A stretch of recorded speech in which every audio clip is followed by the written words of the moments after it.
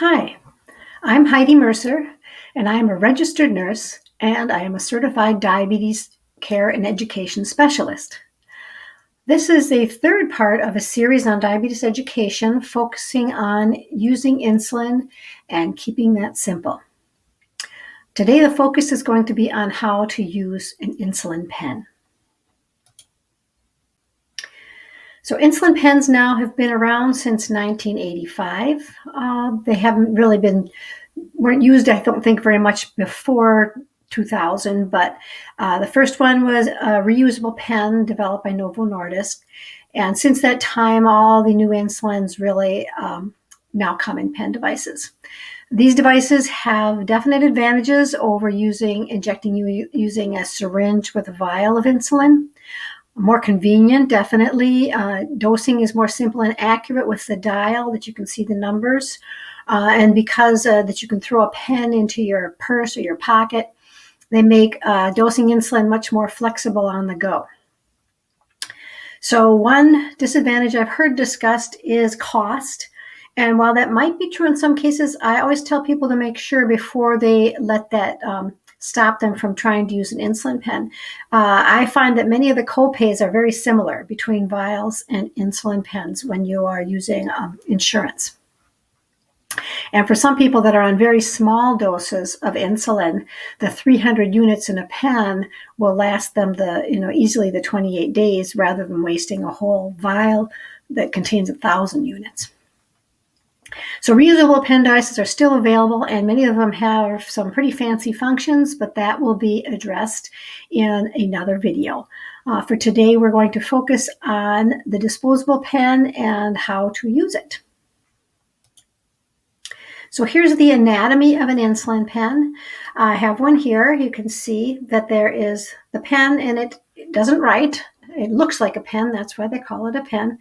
And so it comes with a cover. Inside there is a reservoir, an insulin reservoir that holds about 300 units of U100 insulin in most pens. There are pens with more concentrated insulin that hold more than that. On the top is a little rubber membrane. On the side is the dosing dial, and the dosing dial also is controlled by twisting the end. And then there's the injection button.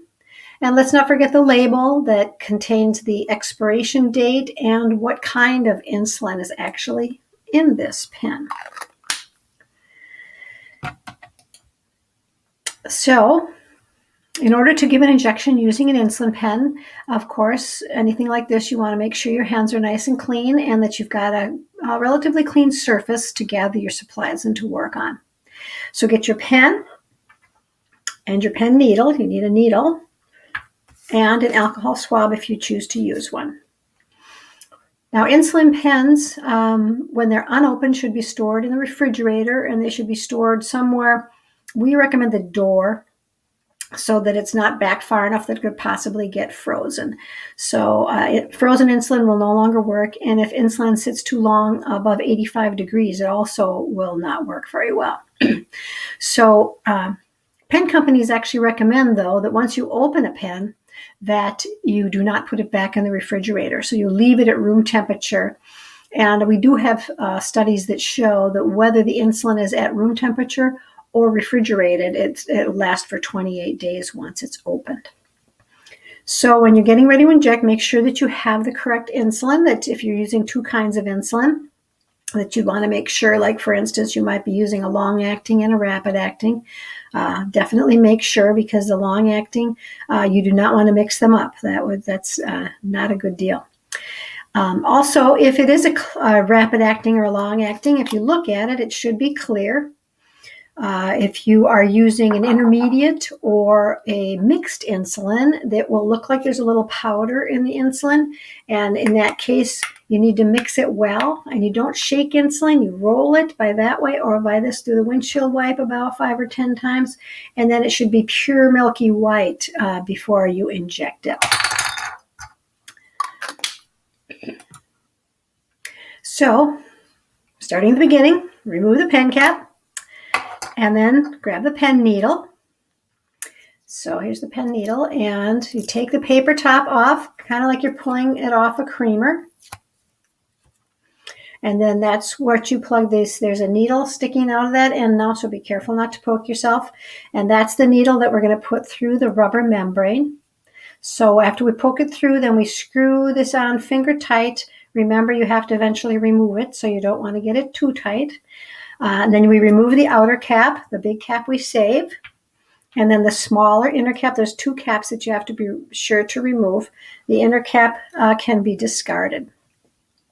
So the next thing to do to get the pen ready for injection is to prime it. And this is a step that some people have either forgotten or not been taught, but it's an important step to assure the accuracy of the dose. It also might help to get a little air out if you've gotten air into your pen. And just remember that air doesn't actually hurt you physically. It's just if there's air and you're trying to inject, let's say, 5 units, you might only get 3 units because 2 would be air. So you don't want to have air in the pen. So what we do to prime it is I'm looking at the dosing window and I'm turning it to 2. And then I'm going to hold the pen straight up and I'm going to watch my needle. And I'm going to push it all the way, and I can see insulin is coming out that needle, so this pen passes the test. If it didn't, if no insulin came out, I would do it again a couple times. That often occurs when the pen is brand new. But otherwise, usually it comes right out, just like you just saw at this point. So next we have to figure out where we're going to inject it. And recommended sites are the abdomen, staying at least 2 inches away from the navel because that tissue around the navel doesn't absorb insulin very well. The upper outer arm, the outer thigh, and then the hips, buttocks, kind of that love handle area is also a good place. So we are aiming for the subcutaneous tissue. Generally, the abdomen is the site I recommend the most because it has the best absorption. There's so much blood flow there. Also, that subcutaneous tissue on most of us is plentiful in our abdomen. Now, my pen needle here is a 4 millimeter needle, which in most cases is adequate for all people, no matter what size you are, because what we're trying to do with the insulin is get under the skin into the subcutaneous tissue. And a 4 millimeter needle will do that. So rotating sites is also important. So once you've chosen a site, you got to make sure it's not the one you just use or you're using the same one over and over again.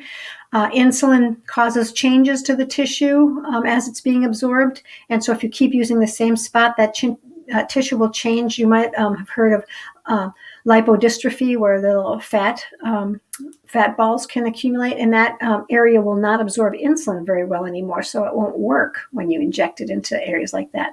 So that's the key to rotating sites. So if you want to clean with an alcohol swab, that is up to you, basically. You don't have to. We actually have studies back into the 1990s that show that, it starts by showing that if you rub your skin for 30 seconds, which I've never seen anybody do, you can remove some bacteria. But what they did show that did not decrease the risk of infection.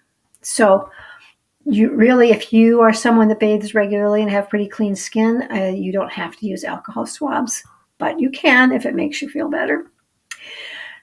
Remember, we're trying to hit the subcutaneous tissue, not the muscle. The muscle will absorb insulin differently. So now we know how much the doctor or the nurse practitioner or PA wants us to take. So I'm going to look at the dosing window, and I'm going to say my dose is 10 units. So I dial that number right up to the 10 there. And we've picked our spot and cleansed it if we feel like it. And so what I recommend is that you put your thumb on the injection button, and the needle should go in at a 90-degree angle. The reason I recommend the thumb is it's our strongest digit.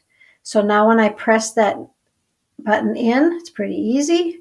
Go all the way in. Once it's all the way in, then I'm going to count to 10. 1, 2, 3, 4, 5, 6, 7, 8, 9, 10 before I take the needle out, and that assures that all the insulin is absorbed before you remove the needle.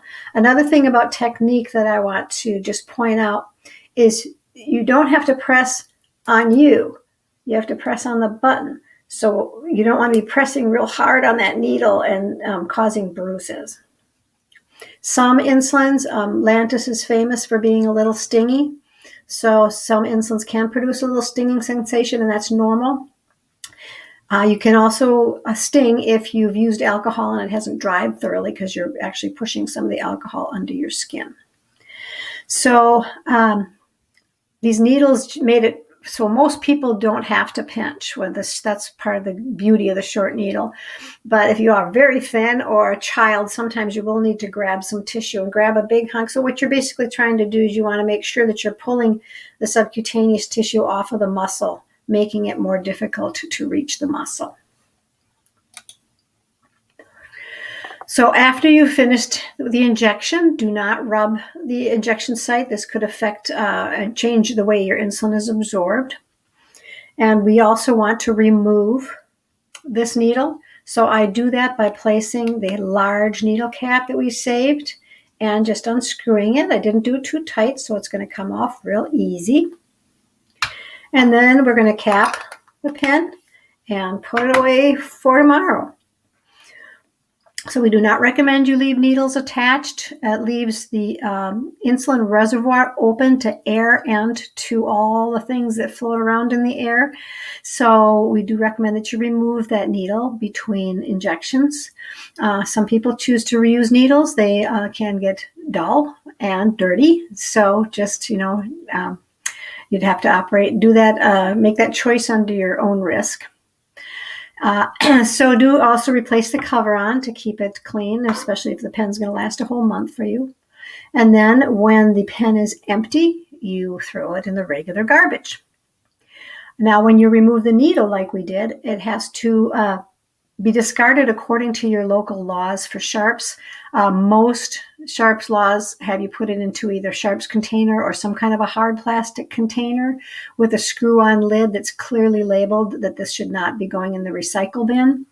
There are actually some areas where you can throw a sharps container in the garbage that's properly sealed and labeled. But just make sure you know what you're going to do with your needles, because you cannot throw them directly into the garbage. So that's about that for injecting with a pen. If you have any questions or comments, please leave them for me so we both can learn from each other. Also, then look forward to the next video coming up, part 4. We are going to talk about something that's very important to understand when you're taking insulin, as how to manage or to actually prevent low blood sugar, but when they come, how to manage them. So until next time, have a good day.